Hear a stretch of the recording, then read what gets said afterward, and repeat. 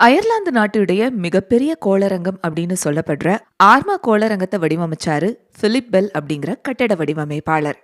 கட்டுமான பணிகளை பார்வையிட போகும்போது தன்னுடைய சின்ன மகளையும் அவர் கூட்டிட்டு போவாரு. அங்க இருக்கக்கூடிய தொலைநோக்கிகள் மேல சிறுமிக்கு பெரிய ஆர்வம். அந்த குட்டி பொண்ணு பேரு தான் ஜாய்ஸ்லின். வானியல் அறிஞர்களோட உரையாடி தானும் வானியல் ஆய்வுகள்ல ஈடுபடணும்ன்ற கனவை அப்பவே அவங்க வளர்ந்துக்கிட்டாங்க. அப்பெல்லாம் பெண்கள் தையலும் பூவேலைப்பாடும் மட்டும்தான் கத்துக்கிட்டு இருந்தாங்க. இந்த மாதிரியான ஒரு சூழல்ல பள்ளி படிப்பை தாண்டி கல்லூரி படிப்பை முடிச்சு பெரிய போராட்டத்துக்கு அப்புறமா இயற்பியல் பட்டம் வாங்கினாங்க. அதுக்கப்புறமா கேம்பிரிட்ஜ் பல்கலைக்கழகத்துல முனைவர் பட்ட ஆய்வுல ஈடுபட்டாங்க. 1967 கேம்பிரிட்ஜ்ல ஆண்டனி ஹிவிஷ்ங்கிற ஆய்வாளர் கூட சேர்ந்து இன்டர்பிளானட்டரி ஸ்கிண்டிலேஷன் அரே அப்படிங்கிற கதிர் தொலைநோக்கி கட்டுமானத்துல இவங்க வேலை பார்த்தாங்க.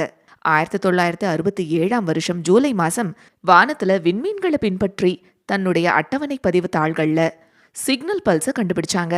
தற்காலிகமா அதுக்கு லிட்டில் கிரீன்மேன் 1ன்னு பேர் வச்சாங்க. இது வேகமா சுழலக்கூடிய நொதுமி விண்மீன். இத பத்தி 5 ஆய்வாளர்கள் ஆய்வு கட்டுரையை எழுதினாங்க. அதுல ஜாய்ஸ்லினோட வழிகாட்டுனரான ஹிவிஷ் பேர் தான் முதல்ல எழுதப்பட்டுச்சு.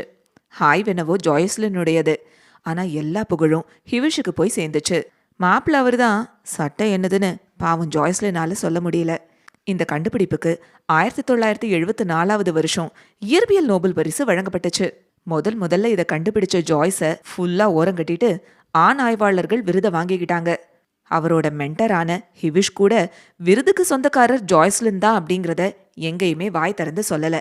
ஆனா ஜாய்ஸ்லின் இதை பத்தியெல்லாம் வெளிப்படையா எங்கேயுமே பேசாம தன்னுடைய ஆய்வாளர் பணியையும் பயிற்றுனர் பணியையும் தொடர்ந்து செஞ்சாங்க.